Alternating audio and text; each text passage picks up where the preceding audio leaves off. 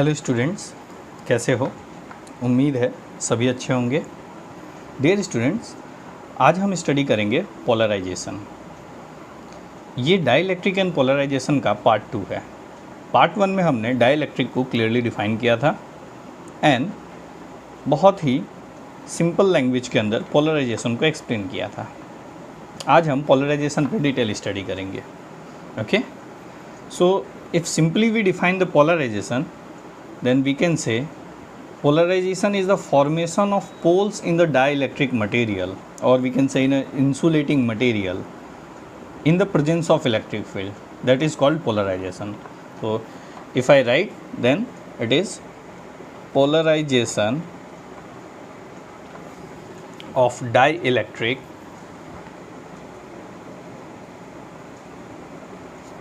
is defined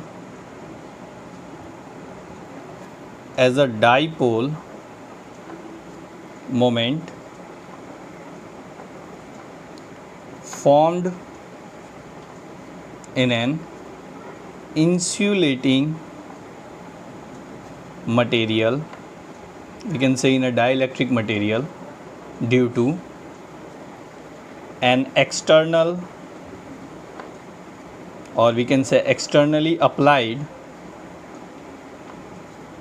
electric field. Okay student, इसी को कहते हैं पोलराइजेशन। क्लियर है? ठीक है। यदि हम लीनियर आइसोट्रॉपिक डाइलेक्ट्रिक की बात करें, for linear isotropic dielectric, the polarisation of such dielectric is, dear student, parallel to the electric, or we can say applied electric field.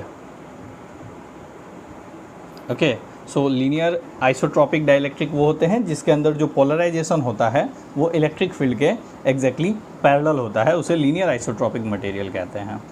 Okay, तो इसके बेस पे हम कह सकते हैं कि जो भी पोलराइजेशन है, polarisation is directly proportional to the electric field. Electric field के डायरेक्टली प्रोपोर्शनल है। तो वो इलेक्ट्रिक फील्ड है कौन सा? तो इसे समझिए, ये कौन सा इलेक्ट्रिक फील्ड? क्या ये एक्सटर्नल इलेक्ट्रिक फील्ड है या फिर इंड्यूस इलेक्ट्रिक फील्ड, जिसे पोलराइज्ड इलेक्ट्रिक फील्ड कहते हैं? ये क्या है? तो इसे मैं डिफाइन करता हूँ। देखिए, ये आपका एक्सटर्नल इलेक्ट्रिक फील्ड था जिसे हम कहते हैं ई नॉट, वेक्टर ई नॉट। और जब भी इसके अंदर कोई आप इंसुलेटिंग मटेरियल या डाइलेक्ट्रिक पुट करते हैं तो हमने देखा था उनके अंदर चार्जेस इंड्यूस हो जाते हैं और वो डाइपोल बनाते हैं। वो डाइपोल कैसा बनाएंगे? वो डाइपोल इस तरीके से बनाएंगे कि इनका बीच का जो डाइपोल मोमेंट है वो तो ऐसा जाएगा, मीन्स निगेटिव से पॉजिटिव, बट उनके बीच का इलेक्ट्रिक फील्ड, डियर स्टूडेंट, वो कैसा जाएगा? Toward left side. इसे हम ई पी के नाम से जानते हैं, that is polarised electric field, और इसे इंड्यूस इलेक्ट्रिक फील्ड भी कहते हैं। डियर स्टूडेंट्स, आप देखेंगे तो डायरेक्शन ऑफ ई नॉट ये है और डायरेक्शन ऑफ ई पी ये है। स्ट्रेंथ वाइज यदि हम देखेंगे तो E naught is greater than generally E P. So यदि हम लिखना चाहें net electric field, E net, or we can say directly E is nothing but E naught minus EP, because they are opposite. Okay, so we took minus sign.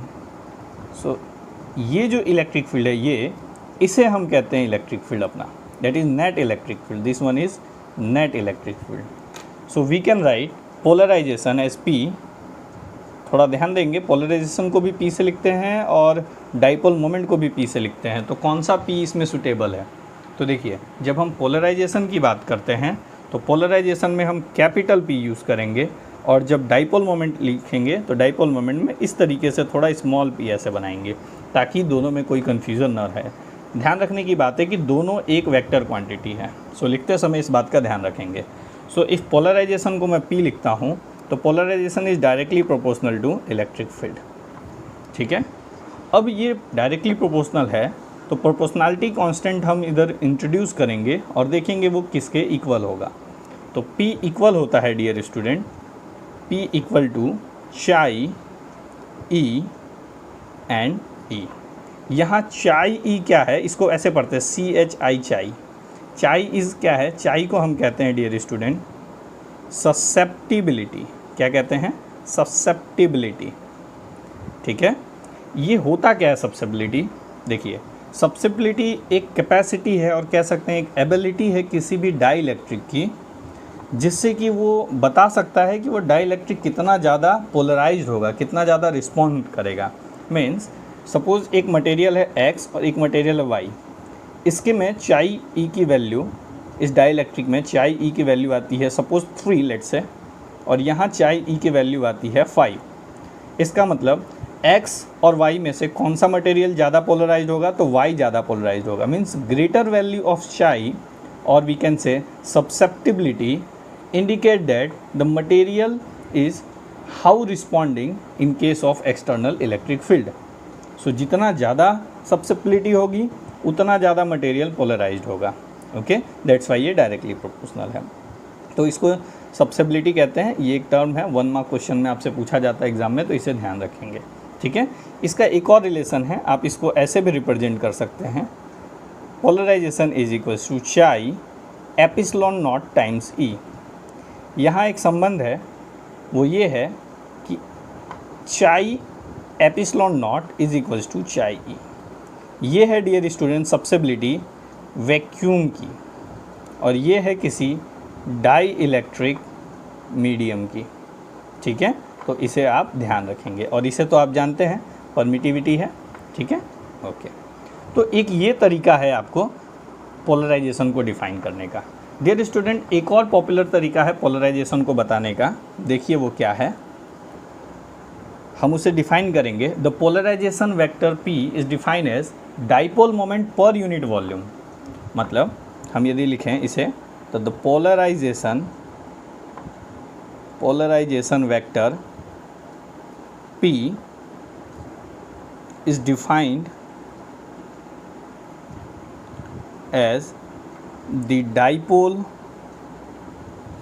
moment per unit volume. Dear student, it is dipole moment per unit volume. मतलब क्या हुआ, याद कीजिए जब हम part 1 देख रहे थे, मैंने कहा था एक यूनिट वॉल्यूम के अंदर आप मिलियंस ऑफ चार्जेस आप देखेंगे जो पोलराइज्ड हो रहे होंगे, और ड्यू टू थर्मल एजिटेशन के वजह से उनका नेट फील्ड क्या हो रहा होगा, या नेट डाइपोल मोमेंट क्या हो रहा होगा, वो 0 हो रहा होगा। तो वो एक छोटे से वॉल्यूम के अंदर हम देखते हैं। तो डाइपोल मोमेंट के स्टडी या मैग्नीट्यूड को पर यूनिट वॉल्यूम देखना ही पोलराइजेशन कहलाता है।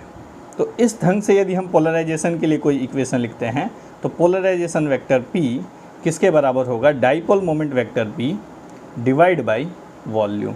ठीक है, इसे आप ढंग से समझेंगे, और जब P को लिखेंगे तो आप ध्यान देंगे कि दोनों P में ये P थोड़ा बड़ा बनाएंगे और इसे थोड़ा छोटा बनाएंगे।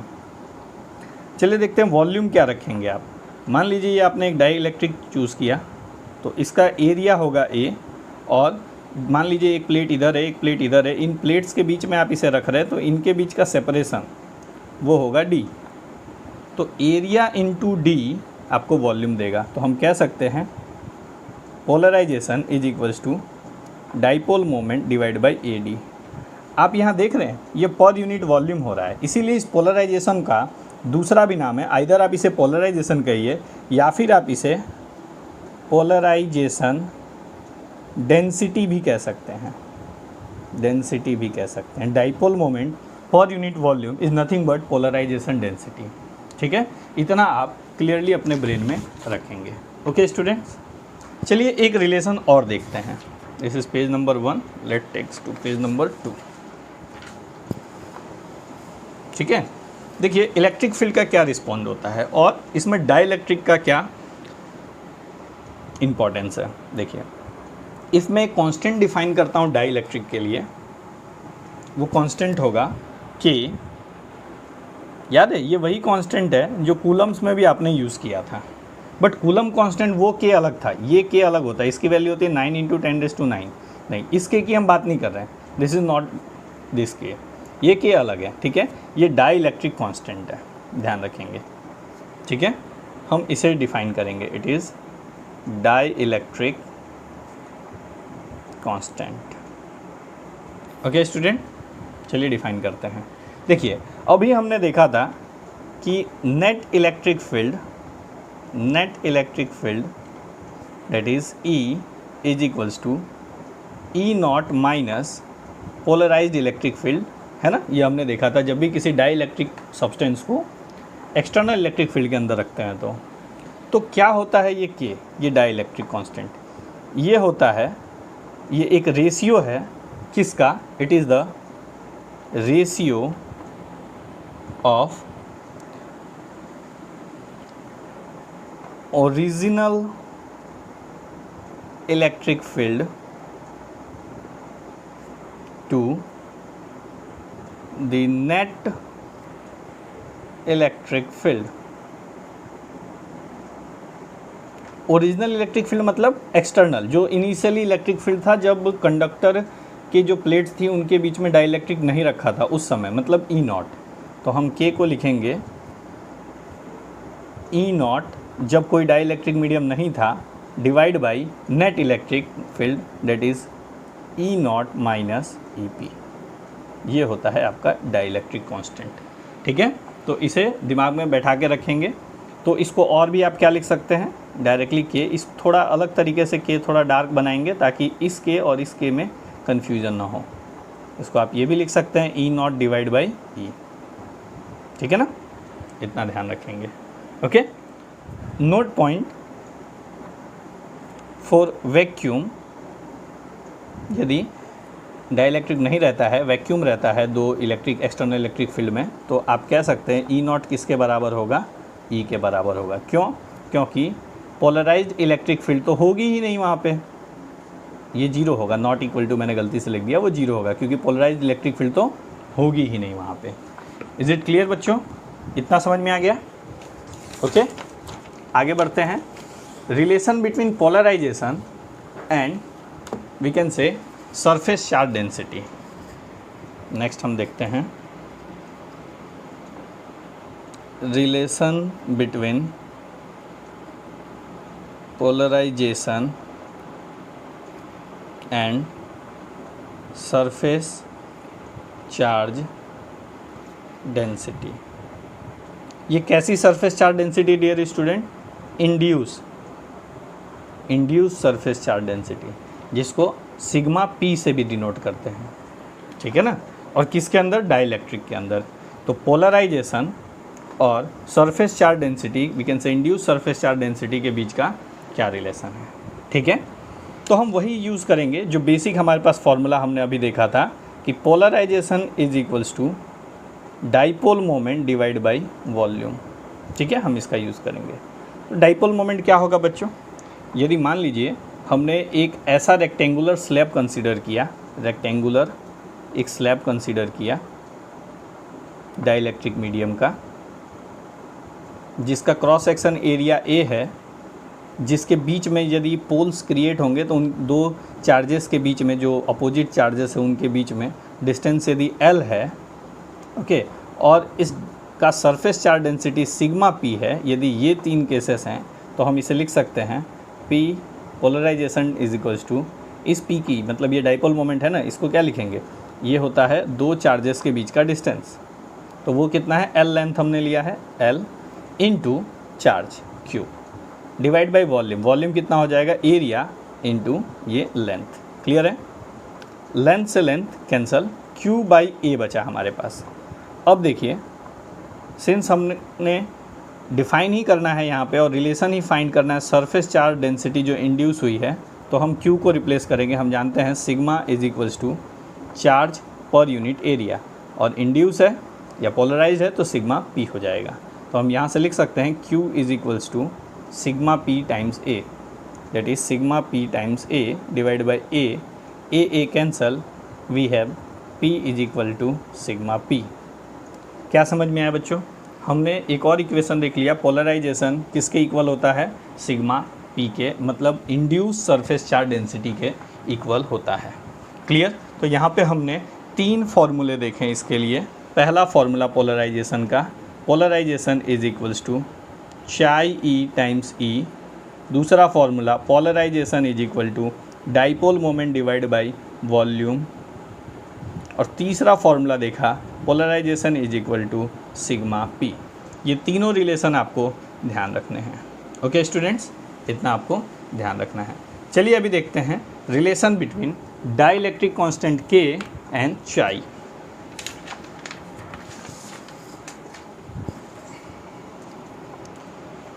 रिलेशन बिटवीन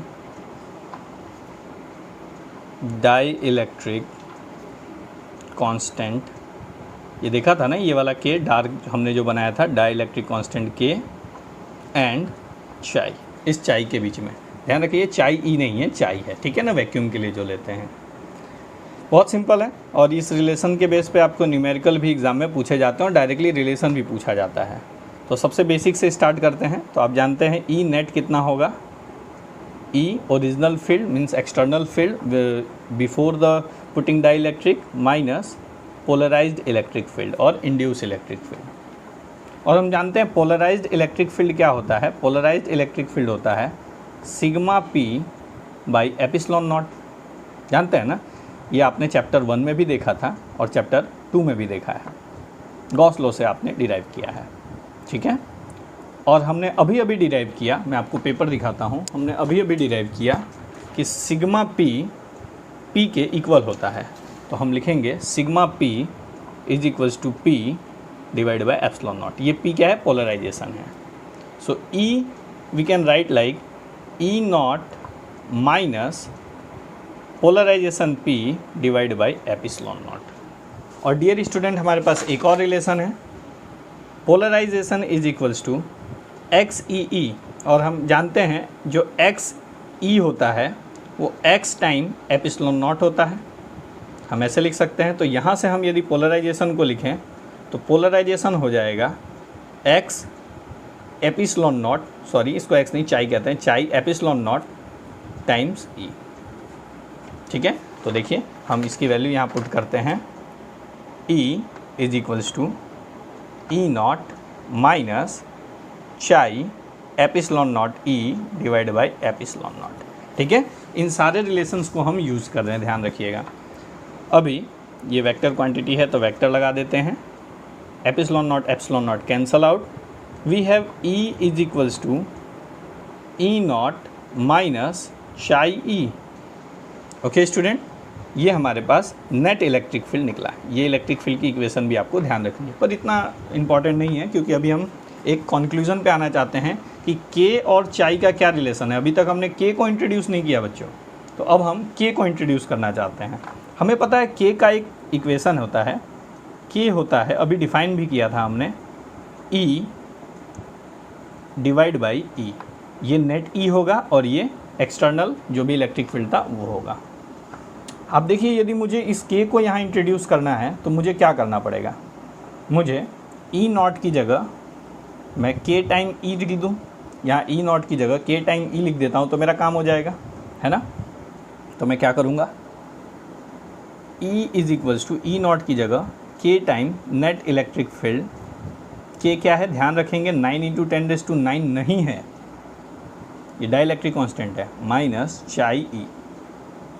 ओके, सो ई यहाँ से हर तरफ कॉमन निकलेगा और वी कैन से हम उसे डिवाइड भी कर सकते हैं, E is equals to E times K minus chi, that is we can write 1। Video बार बार टेक्निकल इशू के कारण रुक जा रहा है, पता नहीं। देखिए 1 इज इक्वल्स टू के डाइलेक्ट्रिक टाइम्स चाई। ओके, सो इसको आप और किस फॉर्म में लिख सकते हैं, इसको लिख सकते हैं डाइलेक्ट्रिक कांस्टेंट के इज इक्वल टू 1 प्लस चाई। ओके, तो ये रिलेशन इंपॉर्टेंट है, इसको ध्यान रखेंगे, डाइलेक्ट्रिक कांस्टेंट के इज इक्वल्स टू 1 प्लस चाई।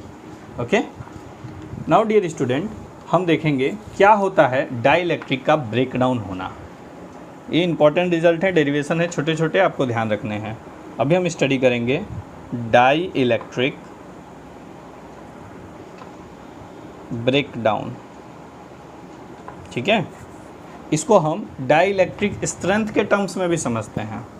देखिए होता क्या है, जब आप continuously charge electric field external field को बढ़ाते जाएंगे तो होगा क्या, जो बीच में आपने जो डाई इलेक्ट्रिक रखा है उसमें इंड्यूस इलेक्ट्रिक फील्ड भी बढ़ता जाएगा। तो एक समय ऐसा आएगा कि जो चार्जेस होंगे वो सरफेस को लीव कर देंगे, मीन्स वी कैन से कि the electron will detach from their orbit, और if electron will detach from their orbit they will move away from the metal, वो मेटल से दूर चले जाएंगे, they detach from the metal, metal से हट जाएंगे, and they start conducting, और इसी को कहते हैं आयोनाइजेशन भी होना। वहाँ से चार्ज का बाहर निकल जाना, मेटल के सरफेस को लीव कर देना, आयोनाइजेशन भी हो गया। और इसी कंडीशन को डियर स्टूडेंट हम डाई इलेक्ट्रिक का ब्रेकडाउन कहते हैं, क्योंकि जब चार्ज बाहर आ जाएगा तो वो चार्ज भी कंडक्शन करने लगेगा, और जो डाई इलेक्ट्रिक की जो प्रॉपर्टी थी जिसके वजह से हम उसे यूज़ कर रहे थे ताकि इलेक्ट्रिक फील्ड को हम नेट इलेक्ट्रिक फील्ड को रिड्यूस कर सकें, वो प्रॉपर्टी अब काम नहीं करेगी। तो इसे हम कहते हैं डाई इलेक्ट्रिक ब्रेकडाउन। ओके, सो इसे हम ऐसे समझाना चाहें तो कह सकते हैं कि if very high electric field is created in a dielectric में यदि आप बहुत high electric field, heavy electric field create कर देते हैं तो जो आउटर इलेक्ट्रॉन है वे हो सकते हैं कि इट में get detach from their parent atom, और वो डी अटैच हो जाएंगे, and the electric behaviour will start showing, और वो इलेक्ट्रिक बिहेवियर शोइंग मतलब दिखाना शुरू हो जाएगा। इसका मतलब होता क्या है, इसका मतलब ये होता है कि डाई इलेक्ट्रिक का क्या हो गया, ब्रेकडाउन हो गया। इसी फिनोमिना को कहते हैं breakdown of dielectric. Okay, तो लिख देता हूँ आपके लिए, if a very high electric field is created in a dielectric, the outer electron may get detached from their parent atoms, अपने पेरेंट एटम से वो डी अटैच हो जाते हैं, हट जाते हैं, and the dielectric then behaves like a conductor, वो कंडक्टर की तरह बिहेव करने लगता है, जबकि वो कंडक्टर की तरह बिहेव करे इसलिए उसे बनाया नहीं गया है, इसीलिए उसको कहते हैं breakdown. So this phenomena is known as dielectric breakdown, इसी को कहते हैं डाइइलेक्ट्रिक ब्रेकडाउन। मैंने इसके स्टार्टिंग में कहा था, इस डाइइलेक्ट्रिक ब्रेकडाउन को हम दूसरे टर्म्स में भी स्टडी करते हैं, जिसे कहते हैं डाइइलेक्ट्रिक स्ट्रेंथ। इससे क्या पता चलता है, किसी भी डाइइलेक्ट्रिक की क्षमता कितनी है, जब तक वो अपहोल्ड कर पाएगा चार्ज को अपने विथ इन द सिस्टम के अंदर, वो उसकी स्ट्रेंथ होगी। उसके बाद यदि वो कंडक्शन बिहेव करने लगेगा, मतलब ब्रेकडाउन हो गया, तो उसकी स्ट्रेंथ खत्म। तो ब्रेकडाउन जस्ट होने से पहले what ever strength it has, that is called dielectric strength. Okay, so we can write or we can say that the minimum field at which the breakdown occur, that is called dielectric strength. So we can write the minimum field at which, students, the breakdown occurs, we can refer as dielectric strength of the material।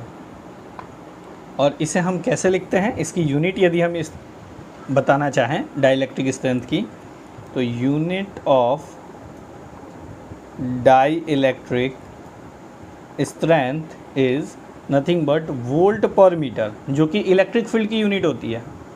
ध्यान रखेंगे, electric field की unit और dielectric strength दोनों की unit क्या होगी, same होगी।